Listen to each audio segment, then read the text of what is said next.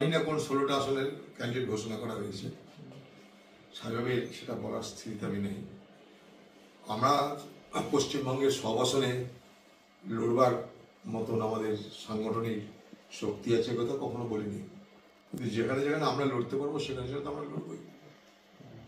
এখন সেরকম যদি বামেরা মনে করে যে এখানে আমরা লড়তে পারি বাকি জায়গায় আমরা লড়তে পারি না, কংগ্রেস যদি মনে করে এখানে আমরা লড়তে পারি বাকি জায়গায় লড়াই করাটা সমীচীন হবে না বা আমাদের সাংগঠনিক ক্ষমতার মধ্যে অনুকূল হবে না, সেটা একটা বিবেচনা হতে পারে, বাকি অন্য কিছু না। দাদা, এই 16টা আসন ঘোষণা করার আগে কি আপনাদের সঙ্গে আলোচনা করেছে বামেরা? না, আমাদের সঙ্গে আমার সঙ্গে আলোচনা হয়নি।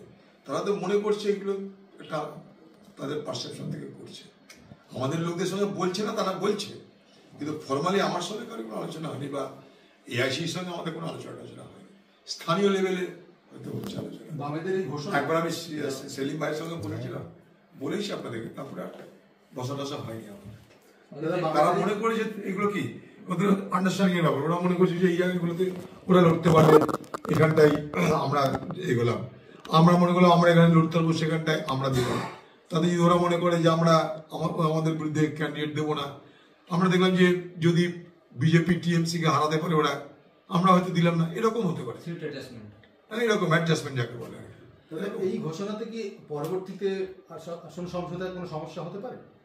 আপাতত সমস্যা হওয়ার কথা না, কারণ কোনো আসন ঘোষণা করা মানে এটা নয় যে সেখান থেকে আর ইনভায়োলেবল আর কিছু করা যাবে না, স্যাক্রোস্যাক্ট হতে পারে না যে আর পরিবর্তন হবে না, অপরিবর্তনীয় বলতে কোনো কথা হতে পারে না। নির্ভর করবে আমরা দেখি আমরা এবার কি করছি। আমাদের এক্সারসাইজ এখন চরম জায়গায় পৌঁছে গেছে, আমরা খুব 2-4 দিনের মধ্যেই আমরা সব ফয়সালা করে নেবো এবং সিইসি ডেকে ঘোষণা হয়ে যাবে 2-3 দিনের মধ্যে। হয়তো 2-3 দিনের মধ্যে আপনি বলছেন ঘোষণা হয়ে যাবে, কিন্তু আপনি জানেন কি টিএমসি ইতিমধ্যে 42টাতে অ্যানাউন্স করেছে, টিএমসির সঙ্গে আমাদের কোনো কথা, বিজেপি 19টাতে করেছে, বামের আজকে 16টাতে করে দিল, আপনারা একটু পিছিয়ে গেছেন, এটা আমি বলছি। না, পিছিয়ে না, ব্যাপারটা যে আমরা রিলে রেস করি, তো রিলে রেসে যে প্রথম লটে হয়তো কেউ পিছিয়ে গেল, লাস্ট লটে এগিয়ে যাওয়াটার নামই হচ্ছে রিলে রেসের জেতা বা হারা। অন্য কোশ্চেন কি আজকে আপনি ইলেকশন কমিশনের অ্যাপয়েন্টমেন্টের জন্য গেছিলেন, সেখানে আপনি অভিযোগ করছেন যে পদ্ধতিগত ত্রুটি রয়েছে, আপনি এই প্রশ্নগুলো তুলে ডিসেন্ট নোটও দিয়েছেন কি যেভাবে আপনাকে নাম আগে দেওয়া হয়নি, 10 মিনিট আগে 6টা নাম দেওয়া হয়েছে, সুপ্রিম কোর্টে আছে। তাহলে দেখুন, ব্যাপারটা যে আমরা তো মানুষ একটা, আমাদের তার নিজস্ব ক্যাপাসিটি আছে। যখন আমি শুনলাম যে নির্বাচন কমিশনার নিযুক্ত হবে, আমার কাছে যখন মেসেজ গেল, কমিউনিকেশন এলো, অফিসিয়াল কমিউনিকেশন, তখন আমি বললাম যে একটা যতজন অ্যাসপিরেন্ট অর্থাৎ যারা যারা হতে চাইছে তাদের একটা অ্যাডভার্টাইজ হয়, যারা যারা হতে চাইছে তাদেরকে শর্ট লিস্ট করা হয়, মানে সার্চ কমিটি সেই যারা দরখাস্তকারী তাদের মধ্যে বেছে বেছে একটা তালিকা তৈরি করে। আমি সেই বলেছিলাম একটা শর্টলিস্টেড বায়ো প্রোফাইল দিতে, অর্থাৎ যারা যারা ইচ্ছুক ইলেকশন কমিশনার হতে তাদের মধ্যে সার্চ কমিটি যাদেরকে মনে করছে যে এরা যোগ্য, সেই যোগ্য যারা তাদের একটা তালিকা দিতে। সবাই যোগ্য মানে সবাই ইলেকশন কমিশনার হয়ে যাবে তা তো নয়। বলে করে ইন্ডিয়া টিমে সবাই খেলতে পারে, কিন্তু 11 জনের মধ্যে নাম না থাকে না, তার মানে এটা নয় যে বাকি যারা থাকে তারা যোগ্য নয়। তা এটা কেন হয়? শেষ মুহূর্তে খেলায় শর্টলিস্ট করা হয়, তাই তো? এক্ষেত্রেও তাই, অনেকে নির্বাচন কমিশনার হতে চাইছে, তার মধ্যে মোটামুটি যারা যোগ্য তাদের একটা তালিকা তৈরি করা হয়, ছোট করা হয় লিস্টটাকে, সেইটাকে আমি বলেছিলাম শর্টলিস্টেড বায়ো প্রোফাইল দিতে, অর্থাৎ সূচি ছোট করে তাদের যোগ্যতার মাপকাঠি কি আমাকে একটু আগে জানানো, কারণ যখন আলোচনা হবে তখন যেন আমি সেটাকে আগেই জেনে বুঝে আমার মতো করে মতামত প্রকাশ করতে পারি। আমার মতামত প্রকাশ করা মানে সেটা গ্রাহ্য হবে তা নয়, কিন্তু আমারও জানার অধিকার আছে বলেই সেখানটায় আমাদেরকে ডাকা হয়েছিল। আমাদেরকে ডাকার কি দরকার আছে?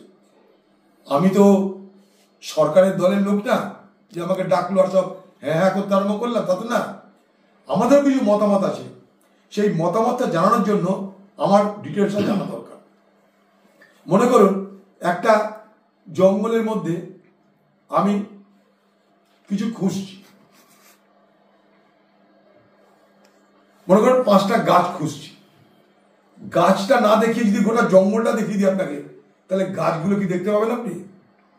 এখানেও তাই হয়েছে, আমাকে গাছ দেখানোর নামে গোটা জঙ্গল দেখিয়ে দেওয়া হয়েছে। 212 জনের তালিকা দিয়ে দেওয়া হয়েছে আমাকে, রাত্রে কালকে পেয়েছি। আমি কাল রাত 10:30 11টার সময় এসছি দিল্লিতে। কোথায়? বহরমপুর থেকে হাঁপাতে হাঁপাতে এসছি দিল্লি কাল রাত্রি 10:30 11টার সময়। 212টা নামের তালিকা। আমি ঘুমাবো না নামের তালিকা দেখবো, না তাদের বায়ো প্রোফাইল থেকে বিবেচনা করবো? তাদের ডিটেলস দেয়নি কিছু, খালি নাম দিয়েছে। 212 জনের নাম, তারা কে, তারা কোথাকার, তারা কি করে সব তো জানি না আমি। তা সত্ত্বেও গেছি। এবার সেখানটা আমি যখন মিটিং শুরু হবে 12টার সময়, প্রাইম মিনিস্টার এলো, অমিত শাহজি এলো। মিটিং শুরু হবার 10 মিনিট আগে দিয়ে দেওয়া হলো এই 6 জনের নাম আমরা সিলেক্ট করেছি। ওখানটাই সার্চ কমিটি বলে দিল এই 6 জনের নাম আমরা ঠিক করলাম। মানে মিটিং শুরু হচ্ছে যখন, তখন আমি ইমিডিয়েট কি কমেন্ট করব?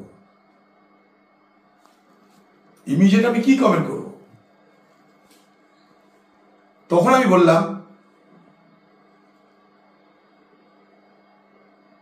যে কোন ব্যক্তি কমিশনার হবে সেটা বড় কথা নয়, কোন ব্যক্তির সঙ্গে আমার কোনো বিরোধ নেই, কিন্তু 212 জনের নাম আমার কাছে পাঠিয়ে তারপরে 6 জনকে বেছে নিজেদের মতন করে তারপরে বলছে সেখান থেকে 2 জন বাঁচো।